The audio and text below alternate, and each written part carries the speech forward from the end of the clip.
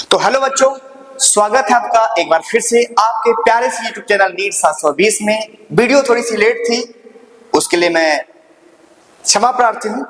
तो बच्चों, आज हम एक ऐसे चैप्टर के बारे में जिक्र करने वाले हैं जिनमें बहुत सारे बच्चों को दिक्कत है कि ये सर चैप्टर बहुत सा टिपिकल है। बहुत सारे बच्चों ने मैसेज किया पर्सनली कि सर थोड़ा सा कुछ करें। तो बच्चों, हम आपके लिए लाए हैं हार्डिटी और इवोल्यूशन का वन शॉर्ट सीरीज।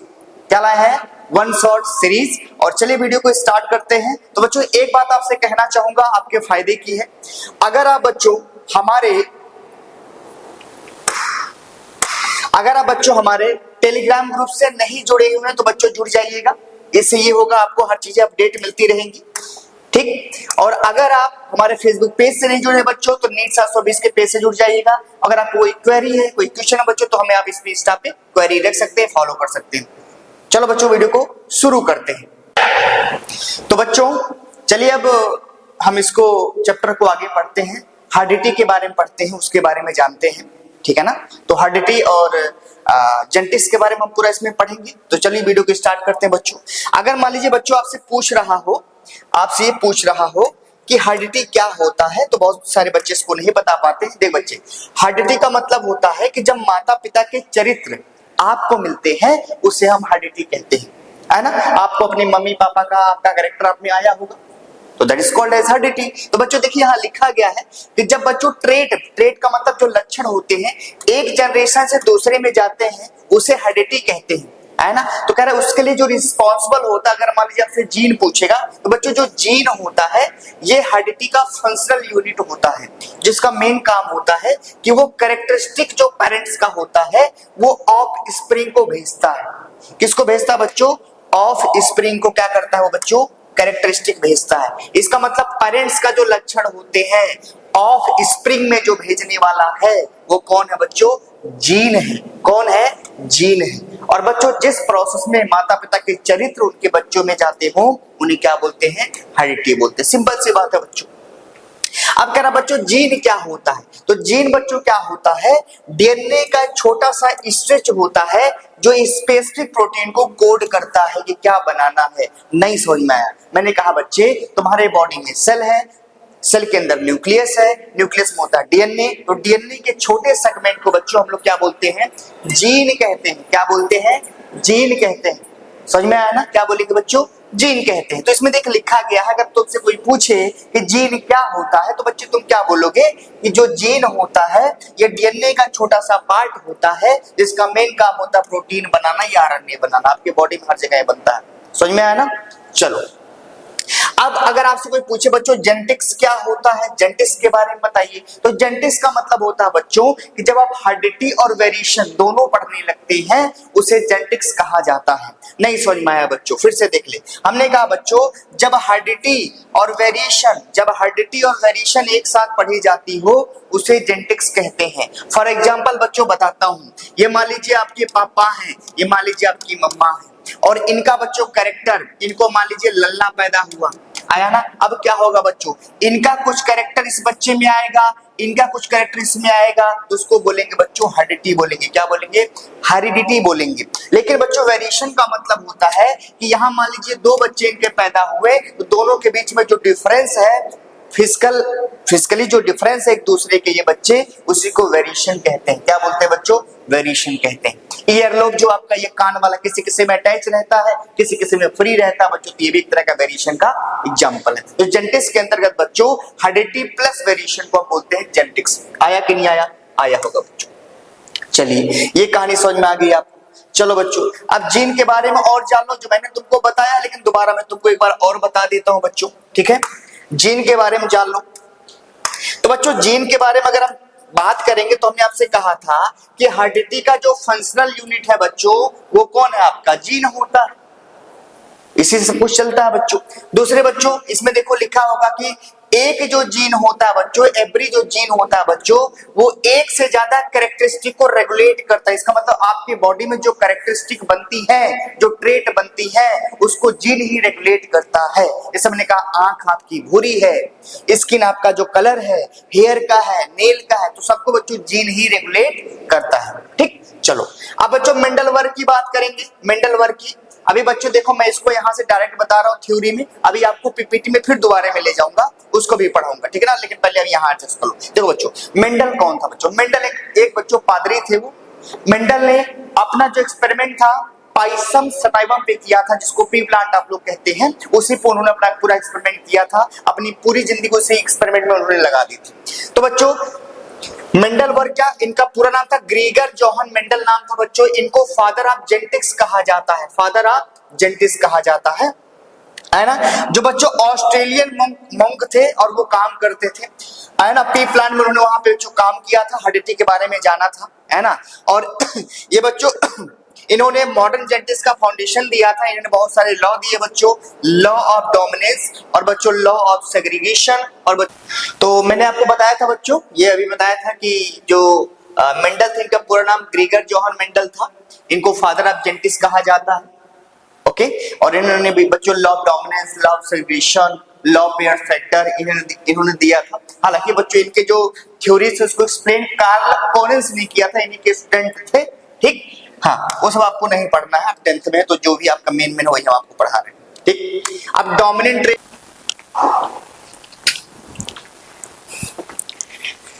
तो बच्चों अब जो मैं पहले आपको मैंने पीपीटी पे पढ़ाया, अब मैं जो आपको टॉपिक बच्चों पढ़ाने वाला हूं, ये बहुत ही इंपॉर्टेंट टॉपिक है, जहां से क्वेश्चन उठने के चांसेस बहुत ज्यादा होते हैं। तो चलिए वीडियो को शुरू करते हैं और इसमें बताते हैं। इसमें आपको मोनोहाइब्रिड, डायहाइब्रिड क्रॉस पढ़ाऊंगा, सेक्स डिटरमिनेशन पढ़ाऊंगा, और मेंडल ने पाइसम सटाइवम को क्यों लिया था बच्चों, इसके बारे में हम जिक्र करने वाले हैं। अंडरस्टूड बच्चों? चलिए वीडियो को शुरू करते हैं।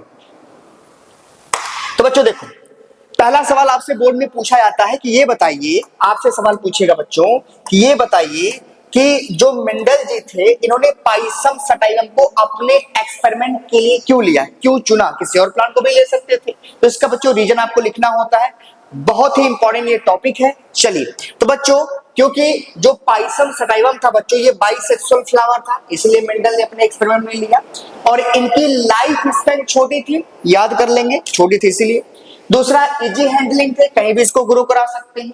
इसके पास मेनी कॉन्ट्रास्टिंग कैरेक्टर थे। मेनी कॉन्ट्रास्टिंग कैरेक्टर का मतलब होता है फ्लावर अलग थे, स्टेम हाइट अलग थी, पॉट का शेप अलग था, है ना, सीड रिंकल्ड थी और राउंड थी। तो ये सब मेनी कैरेक्टर उन्होंने देखा, इसीलिए उन्होंने उसको लिया, ठीक। दूसरा बच्चों, ये सेल्फ पॉलिनेशन करते हैं, बाइसेक्सुअल है तो सेल्फ पॉलिनेशन करेगा। हालांकि बच्चों मेंडल इसमें क्या कराता था, क्रॉस पॉलिनेशन कराता था। अंडरस्टूड बच्चों? चलिए, अब बच्चों मेंडल ने जो मेंडल ने पाइसम सटाइवम का मेनली 7 कैरेक्टर लिया था। उन 7 कैरेक्टर का बच्चों यहाँ नाम लिखा गया। पहला होता है स्टेम हाइट, फिर pod shape, pod colour, seed shape, seed colour, flower position. ये 7 कैरेक्टर थे।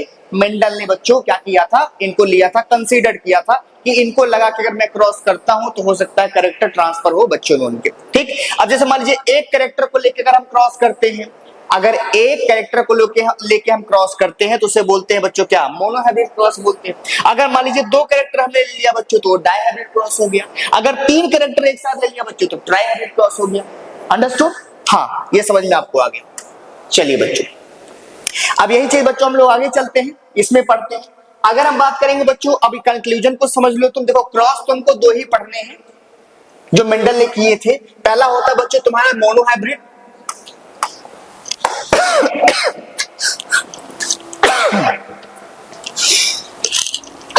सॉरी बच्चों, खांसी आ गई, ठीक। पहला क्रॉस जो होगा बच्चों तुम्हारा मोनोहाइब्रिड होगा।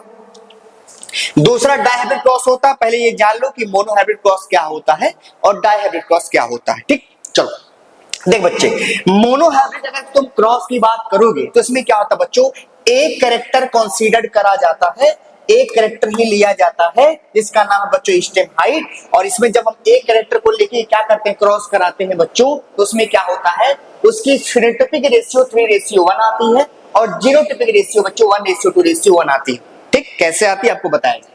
अगर आप डायहाइब्रिड क्रॉस की बात करें, इसमें 2 कैरेक्टर को लिया जाता है, कोई भी 2 कैरेक्टर ले सकते हैं। इसमें स्टेम हाइट ही नहीं, कोई भी कैरेक्टर 7 में से ले सकते हैं, एक कैरेक्टर। तो इसमें सीड का शेप लिया जाएगा, सीड का कलर लिया जाएगा बच्चों, तो ये 2 कैरेक्टर है।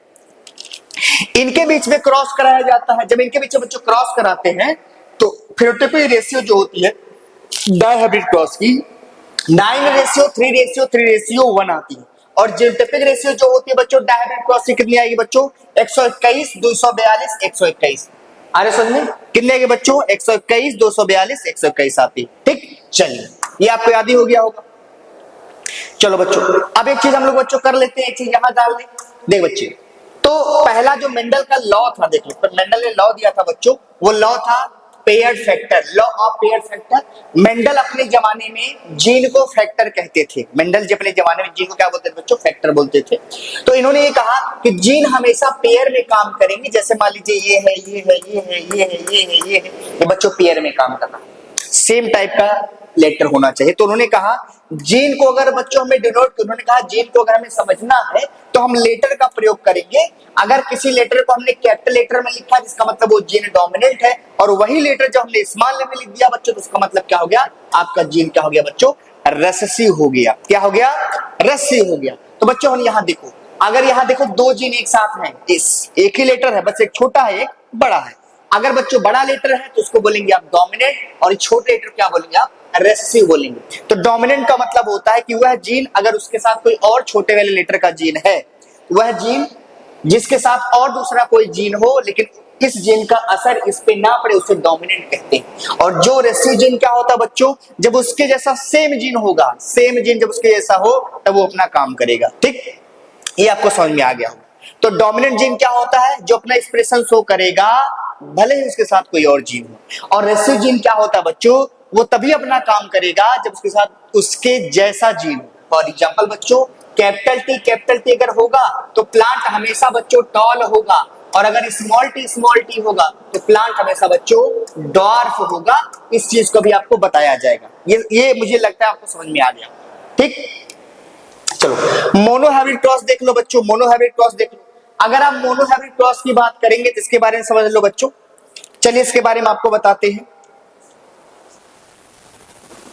चलो तो बच्चों अगर हम मोनोहाइब्रिड क्रॉस की बात करते हैं, मोनोहाइब्रिड क्रॉस की, ठीक,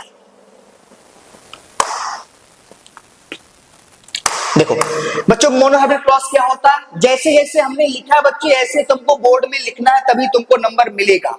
जैसे हमने लिखा वैसे लिखना बच्चों। तुम लोग क्या करते हो, बोर्ड में जाते हो तो छोटा छोटा मोटा लिख देते हो, तो ऐसा नहीं लिखना बच्चों, जैसे बता रहा हूं ऐसे ही लिखना आपको। चलो मोनोहाइब्रिड क्रॉस का मतलब क्या है बच्चों, एक ऐसा क्रॉस जिसमें एक कैरेक्टर लिया जाता है, एग्जांपल स्टेम हाइट और कोई भी हो सकता था। इसमें टॉल होगा, डॉर्फ होगा, टॉल को बच्चों कैपिटल डी लिखेंगे, डॉर्फ को स्मॉल टी लिखेंगे। अब यहाँ देखो बच्चों, यहाँ तुमको लिखना होगा पेरेंट फिनोटाइप, पेरेंट जीनोटाइप। तो पेरेंट फिनोटाइप क्या है, टॉल और डॉर्फ। यहाँ अच्छा फिनोटाइप क्या होता है बच्चों, physical appearance of organism. Genotype क्या होता है बच्चों, जेनेटिक एक्सप्रेशन ऑफ ऑर्गेनिज्म। तो देख टॉल और डॉर्फ तुमको दिखता है लेकिन जीन तो दिखता नहीं, तो जेनेटिक एक्सप्रेशन ऑफ ऑर्गेनिज्म इन्होंने genotype, physical appearance of organism इन्होंने फिनोटाइप। तो बच्चों ने यहाँ टॉल लिखा, यहाँ डॉर्फ लिखा, टॉल का हमने बच्चों जीनोटाइप लिखा है, कैपिटल टी स्मॉल टी। अब क्या करना बच्चे, इनको अलग कर दो, तो गैमेट बनाओ। जब बच्चे इन दोनों को आप अलग करेंगे, जब दोनों को बच्चों आप अलग करेंगे तो यहाँ देखो जब तुम गैमेट बनाओगे तो इसको गोले में रखोगे, ये गैमेट हो गया।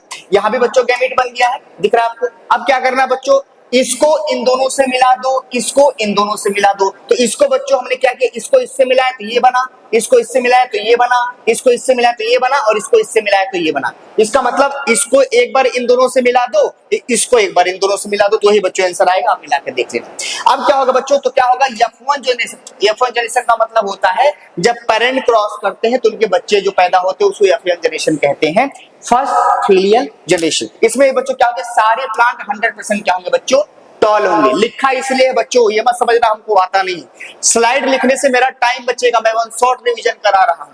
वन शॉट का मतलब होता है जल्दी से आपको कवर करना है, आया, वरना तो ये सब चीजें मुझे अब क्या बोले आप समझ जाइए। अब ठीक, चलिए अब बच्चों आगे चलते हैं, आगे देख ले।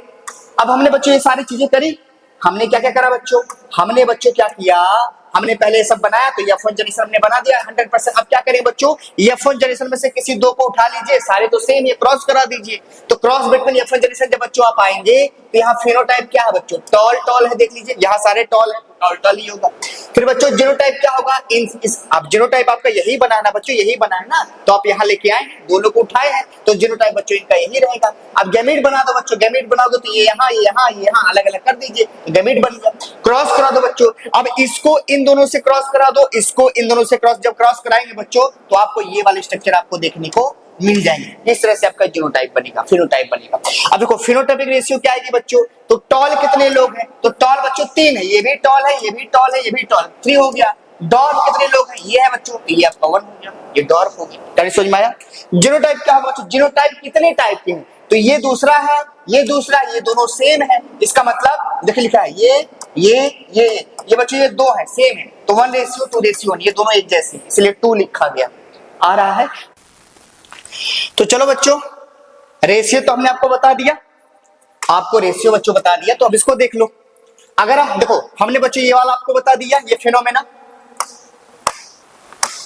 फिर आपको बच्चों ये बता दिया, रेशियो बता दिया, इस तरह से बनेगा 1:2:1 और 3:1 बन जाएगा। अब बच्चों जब तुम मोनोहाइब्रिड क्रॉस बना रहे हो ना बच्चों, तो ये रेशियो बना के मत छोड़ना। पहली बात तुम्हें क्या करना होगा बच्चे, तुमको मोनोहाइब्रिड क्रॉस का कंक्लूजन बताना होता है, इसमें तुमको बताना होगा लॉ ऑफ सेग्रीगेशन, या कह सकते हैं law of purity of gamete, ये तुमको बताना होगा। अब इसमें क्या बताएगा बच्चे, देख इसमें क्या तुमको बताना होगा, तुम्हें कहना होगा कि ये कहता है कि जो एलील बच्चों पेयर में प्रेजेंट होती है वो सेग्रीगेट मतलब अलग हो जाती है ड्यूरिंग द गैमेटोजेनेसिस। गैमेटोजेनेसिस के दौरान जो एलील पेयर में प्रेजेंट होती है बच्चों अलग अलग हो जाती है। फॉर एग्जांपल बच्चों, एलील का मतलब क्या होता है बच्चों, जब जीन पेयर में होती हैं और काम करते उन्हें एलील कहते हैं, है ना, उसे एलील कहते हैं। जब जीन पेयर में होती हैं और अल्टरनेट क्रोमोसोम पे होती हैं तो वो जब वर्क करने लगते हैं उसे क्या बोलते हैं बच्चों, एलील बोलते हैं। जैसे देख इसका क्या मतलब, इन्होंने ये कहा इसका मतलब क्या है बच्चों, जैसे मान ले देख यहाँ पे आपके 2 एलील है ना, 2 एलील, एलील में 2 जीन होती है, एक एलील में 2 जीन, याद रखिए एक एलील है बच्चों। अब ये एलील जब अपना काम करेगा बच्चों, अब क्या रखिए देखो गैमेट, ये एलील है, अब जब गैमेटोजेनेसिस होगा ये दोनों क्या हो रहे हैं, अलग अलग हो जा रहे हैं। ये पहले एक साथ थे, अब यहाँ देखो अलग अलग होंगे, तो ये तो कह रहा है law of segregation. Law of segregation ये कहता है कि वह एलील जो पेयर में है जब गैमीट के फॉर्म में वो बनेंगे तो एक दूसरे से अलग अलग हो जाएंगे। इसको बच्चे याद कर लेना, ठीक, चला जाओ। अब बच्चे हम लोग क्या करेंगे, अब हम आएंगे बच्चों नए टॉपिक पे, ठीक। डायहाइब्रिड क्रॉस देख ले बच्चे, सॉरी ये कहां से आ गया भाई, ओ भाई ओ भाई ओ भाई, तुम जाओ कैसे आ गए, तुम जाके कैसे गए, सुर से ताल में। चलो बच्चों अब बात करेंगे बच्चों हम लोग डाइहाइब्रिड क्रॉस की। तो बच्चे देख, अगर तुम डाइहाइब्रिड क्रॉस की बात करोगे, डाइहाइब्रिड क्रॉस की बात करोगे, 2 मिनट आपसे लेंगे, 2 मिनट। हाँ देखो, अगर बच्चों तुम डाइहाइब्रिड क्रॉस की बात करोगे तो इस क्रॉस में 2 पेयर ऑफ कॉन्ट्रास्टिंग कैरेक्टर लिया जाता है, कंसीडर किया जाता है क्रॉस करते समय। तो इसमें क्या होगा, सीड का शेप होगा, सीड का शेप में 2 ट्रेट आते हैं, राउंड और रिंकल्ड आएगा बच्चे, और सीड कलर में बच्चों येलो और ग्रीन आता है, सबको पता है, यही तो लेके चलते हैं। अब देखो बच्चों, सीड के शेप में राउंड सीड को हम इस लेटर से डिनोट करते हैं, कैपिटल आर। 2 बार आर क्यों लिखा बच्चों, क्योंकि जीन हमेशा पेयर में काम करती है। रिंकल्ड को कैसे लिखेंगे बच्चों, स्मॉल आर। सीड का कलर की बात कर लो तो इसमें येलो सीड आएगा, इसको कैपिटल वाई लिखेंगे, और ग्रीन सीड आएगा बच्चों, इसे स्मॉल वाई लिखेंगे। आ रहा है समझ में? बहुत बढ़िया बच्चों।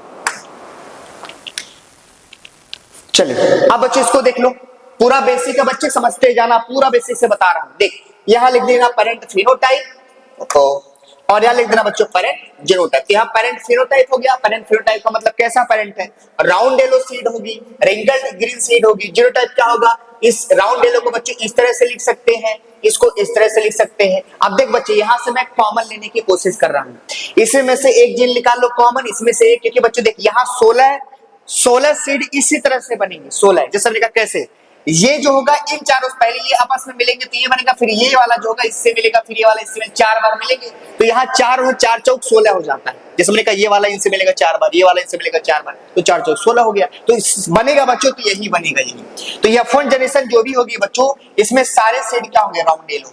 समझ में आ गया, कॉमन ले लिया मैंने, ठीक। चलो अब बच्चों ये F2 जनरेशन ही आपको आनी चाहिए, वो एक आपके लिए इंपॉर्टेंट है।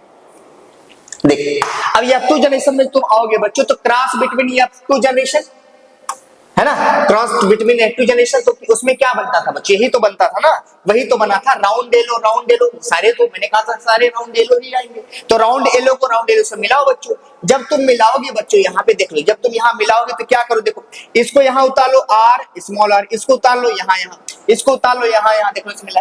अब क्या करना बच्चों, इन दोनों को मिलाओ, देखो इसको इन दोनों से मिला दो, इसको इन दोनों से मिला दो, ठीक, इसको इन दोनों से मिला दो, इसको इन दोनों से मिला दो, सबको इससे मिलाना, ठीक।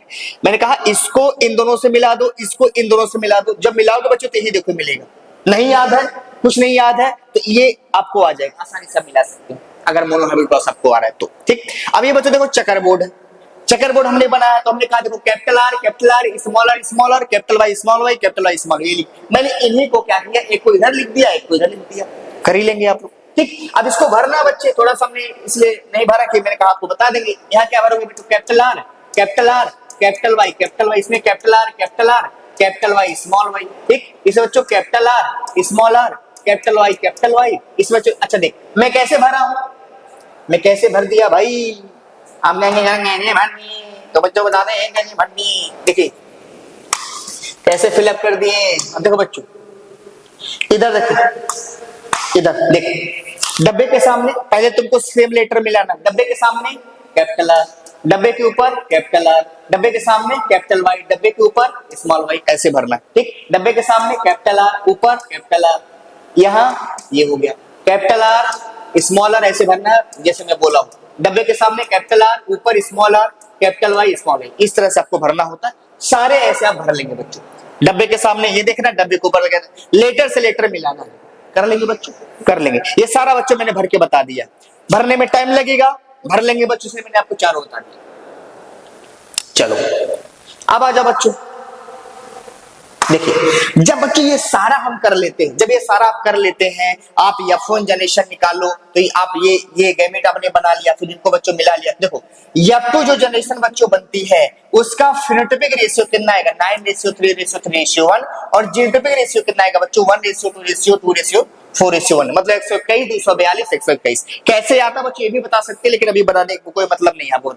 कंक्लूजन क्या है बच्चों इसका, लॉ ऑफ इंडिपेंडेंट असॉर्टमेंट इसका कंक्लूजन है, ये कहता है बच्चों, ये कहता है कि जब दो कॉन्ट्रास्टिंग कैरेक्टर को आप लेके कंसीडर करते हैं क्रॉस कराने के लिए, तो हर कैरेक्टर बच्चों अपने आप को इंडिपेंडेंटली एक्सप्रेस करता है। इसका मतलब बच्चों अगर राउंड वाला, अगर मैंने कहा जिस जीन को सीड का शेप बनाना है वो सीड का शेप बनाएगा, जिसको सीड का कलर देना है वो सीड का कलर देगा। तो हमने दो जीन लिया था, एक सीड का कलर देने वाला, एक सीड का शेप देने वाला। तो सीड को जो कलर देगा वो अपना अलग काम करेगा, उससे शेप से कोई मतलब नहीं है, और जो जीन शेप को देगा उसको कोई मतलब नहीं है ना बच्चों। तो हमने कहा कैपिटल आर और small R, capital Y small Y, ही तो जीन थे ना बच्चों। तो ये अपना काम अलग करेगा, ये अपना काम बच्चों अलग करेगा, कलर देने वाला कलर देगा और शेप देने वाला शेप देगा, यही कहना चाहता है। ठीक बच्चों, बहुत बढ़िया बच्चों, बहुत बढ़िया बच्चों। चलो अब आगे चलते हैं बच्चों, हम लोग सेक्स डिटरमिनेशन पढ़ते हैं। तो मोनोहैबिट क्रॉस, डायहैबिट क्रॉस आपको समझ में आ गया होगा। अब बढ़ेंगे बच्चों सेक्स डिटरमिनेशन। तो बच्चों अगर हम बात करेंगे सेक्स डिटरमिनेशन का, अगर सेक्स डिटरमिनेशन की बच्चों हम लोग बात करेंगे तो समझ जाओ इसमें होता क्या है बच्चों, चाइल्ड का सेक्स डिटरमाइन किया जाता है कि बच्चा क्या पैदा होने वाला है, लड़का पैदा होने वाला है या लड़की पैदा होने वाली है। तो बच्चों याद रखना, ह्यूमन के पास बच्चों 46 क्रोमोसोम होते हैं सेल में, और उसके पास बच्चों 23 पेयर क्रोमोसोम होते हैं इन इस सेल में। 23 पेयर होंगे पूरे तो 46, लेकिन पेयर की बात करेंगे 23। और ऑटोजोम कितने होंगे बच्चों, 22 पेयर।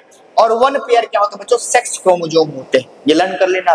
क्रोमोसोम दो टाइप के होते हैं बच्चों, एक होता है ऑटोजोम जो सेक्स बेबी के सेक्स को डिटरमाइन नहीं करता है, और एक होता है बच्चों सेक्स क्रोमोसोम जो बेबी के सेक्स को डिटरमाइन करता है। मतलब सेक्स क्रोमोसोम ही बेबी के सेक्स को डिटरमाइन करता है कि लड़का पैदा होगी या लड़की पैदा होगी। अब कह रहा है कि मेल के पास XY होगा और फीमेल के पास बच्चों XX होता है।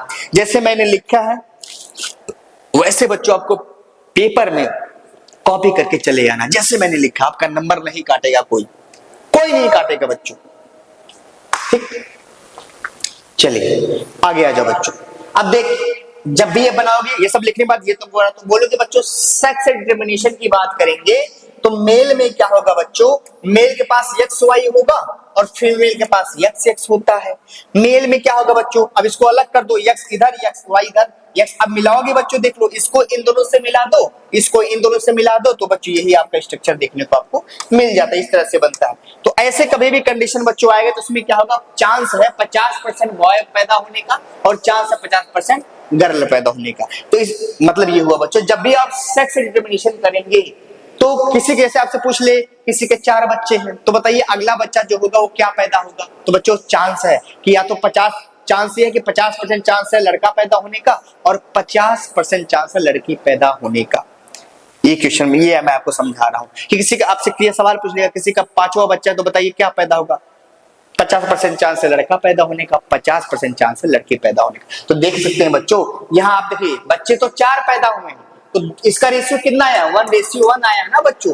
2:2 था तो मैंने इसको काट दिया तो 1:1 आ गया बच्चों। ठीक, अब थ्योरी कैसे लिखेंगे बच्चों ये जान ले, इसकी थ्योरी कैसे लिखोगे यही उसके बाद तुमको चिपकाना होगा, चिपिया के कॉपिया के चले आइएगा बच्चों। देखो तो आप बोलेंगे बच्चों हम जानते हैं कि मेल के पास क्या होता है, हम जानते हैं बच्चों मेल के पास क्या होता है, XY सेक्स क्रोमोसोम होता है और फीमेल के पास बच्चों X सेक्स क्रोमोसोम होता है। अगर मेल बच्चों X क्रोमोसोम देता है फीमेल के X क्रोमोसोम को तो बच्चों गर्ल चाइल्ड बनती है, और मेल जो होता है अगर Y क्रोमोसोम देता है फीमेल के X क्रोमोसोम को बच्चों तो क्या होता है बच्चों, तो क्या होगा, बॉय चाइल्ड फॉर्म होता है। हो गया आपका पूरा सेक्स डिटरमिनेशन। और पुराने जमाने में लोगों का ये मत था कि जो उनकी बहू है, अगर मान लीजिए किसी के ज्यादा लड़कियां पैदा हो गई हैं तो उसमें क्या होता है, लोग बहू को ब्लेम करते थे पुराने जमाने में। तो ये चीजें गलत हैं, ऐसा नहीं होना चाहिए। आपसे कभी भी एक क्वेश्चन पूछ लेता है कि एंशिएंट पीपल जो बिलीव करते थे कि लड़का पैदा हो या लड़की पैदा, उसके लिए कौन जिम्मेदार है, उसके लिए कौन जिम्मेदार है, लड़की जिम्मेदार है। तो ये चीजें गलत है पूरी तरह से, क्योंकि बच्चों मैंने आपको क्रोमोसोम के बारे में यही चीज आपको उसमें बताना होगा पूरा डॉक्टर। ठीक है, तो ऐसा करता हूं बच्चों ये वीडियो आपके लिए बहुत ही अच्छी रही होगी, आपको पूरा समझ में आया होगा। ठीक है, चलो बच्चों अब हम बच्चों थ्योरी में आते हैं, आपको थ्योरी पढ़ा देते हैं। ठीक है, थ्योरी बता देते हैं जो मैंने आपको पढ़ाया है, तो थ्योरी से भी आपको एक्सप्लेन कर दे ताकि आप इसको कैसे लिखेंगे ये भी जान लीजिए ना। चलो बच्चों देखो, अगर बच्चों हम लोग बात करते हैं, देख डोमिनेंट ट्रेट की बात करते हैं है ना, तो इसमें ये लिखा गया है कि वह ट्रेट या वह जीन जो अपने आप को एक्सप्रेस करेगा किसी भी ऑर्गेनिज्म में किसी भी पॉसिबल कॉम्बिनेशन में, और वो हमेशा दिखेगा बच्चों, उसे डोमिनेंट ट्रेट कहते हैं। इसका मतलब मान लीजिए कैपिटल टी है स्मॉल टी है, तो ये बच्चों ये जो होगा ये जो ट्रेट है इसके साथ तो है, लेकिन पॉसिबिलिटी ये होती है कि इसी का पूरा पावर दिखता है, उसी को डोमिनेंट कहते हैं, है ना। जैसे हमने कहा बच्चों ये जो जीन है पेड़ को लंबा बनाती है और ये जो जीन है बच्चों पेड़ को छोटा बनाती है। तो अगर ये दोनों जीन एक साथ आ गए लंबा और छोटा, तो इसमें सबसे ज्यादा जो एक्सप्रेशन देगा बच्चों टॉल वाला देता है, तो इसीलिए उसको डोमिनेंट कहते हैं। अब इसमें लिखा है बच्चों कि मेंडल ने जब एक्सपेरिमेंट किया था तो उसमें तुमने देखा था बच्चों कि जो टॉल ट्रेट होता है पी प्लांट में वो बच्चों एक्सप्रेस करता है more than short trait. Mendel में आपने देखा होगा F2 जनरेशन आपने क्या देखा कि 3 प्लांट टॉल थे और 1 प्लांट छोटा था, यही इसमें लिखा गया। तो इसलिए क्या बच्चों जो टॉल ट्रेट प्लांट होते हैं उन्हें डोमिनेंट कहते हैं over the short trait plant, ये लिखा गया थ्योरी में बच्चों। ठीक, चलो अब आ जाओ बच्चों आगे वाला हम लोग पढ़ लेते हैं। यहां देख लो, तो अगर बच्चों हम अब यहां बात करें, अगर हम बात करें, ठीक, अगर हम यहां बात करें बच्चों तो कह रहा रेसिव ट्रेट क्या होता है, तो कह रहा वह ट्रेट जो अपने आप को एक्सप्रेस नहीं करेगा, अगर वो डोमिनेंट ट्रेट के साथ है तो उसे रेसेसिव कहते हैं, है ना। और जो रेसेसिव बच्चों कैरेक्टर होता है वो किसी भी अगर ऑर्गेनिज्म में प्रेजेंट रहता है तो बच्चों वो डोमिनेंट के ऊपर कभी भी भारी नहीं, but can not be seen if A dominant allele exist लिखा। मैंने कहा कैपिटल टी है स्मॉल टी है, तो ये बच्चों रेसिव ट्रेट है, ये जब तक ये डोमिनेंट वाला रहेगा तब तक ये कुछ करने वाला नहीं है। ठीक, ये चीज ठीक। चलिए बच्चों, चलिए बहुत बढ़िया बच्चों। मोनोहाइब्रिड क्रॉस देख लो बच्चों, अगर आप मोनोहाइब्रिड क्रॉस की बात करेंगे बच्चों तो इसमें लिखा है इसमें सिर्फ एक कैरेक्टर लिया जाता है, उसे मोनोहाइब्रिड क्रॉस कहते हैं।